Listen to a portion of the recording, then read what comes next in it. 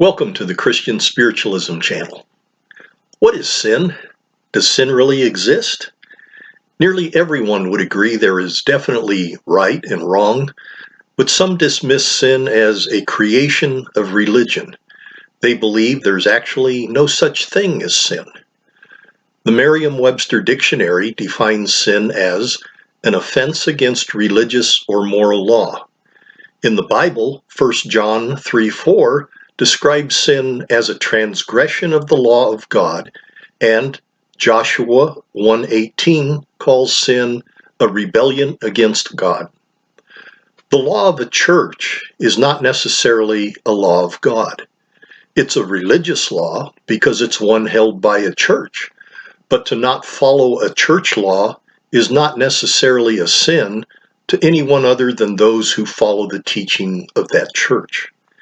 However, if you believe something to be wrong and you do it anyway as rebellion against God, by definition, that would be a sin.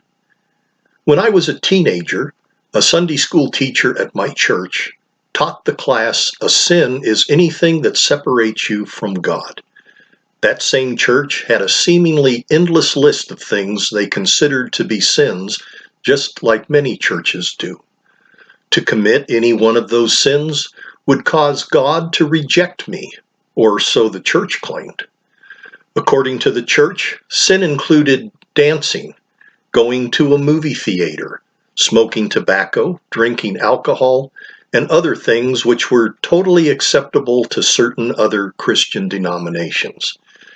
At some point early in my life, I realized what constitutes sin can vary from church to church.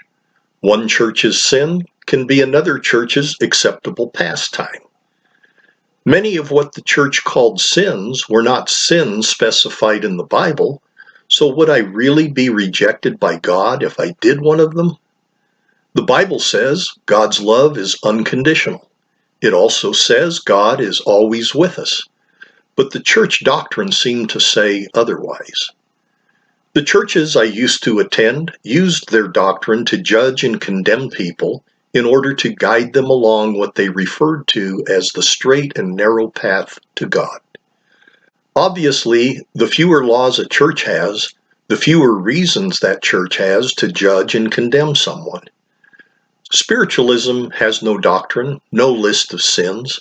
Spiritualism teaches we should live in accordance with God's universal laws, often referred to as natural law.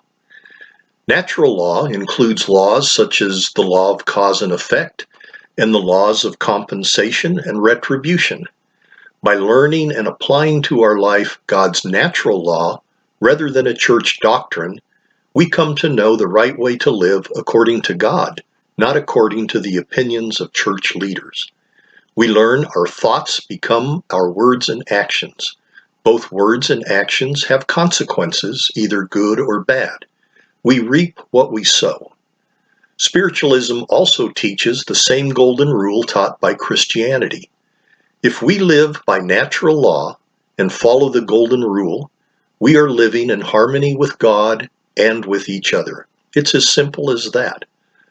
A person doesn't have to follow a church doctrine in its list of do's and don'ts to prevent them from being separated from God.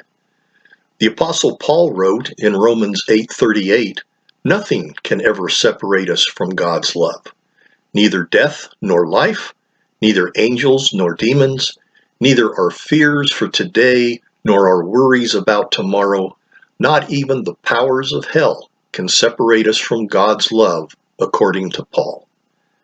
To be separated from God must be a person's own choice and accomplished through their own decision to ignore God.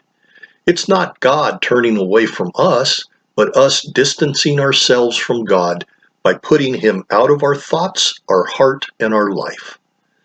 So, what exactly is sin?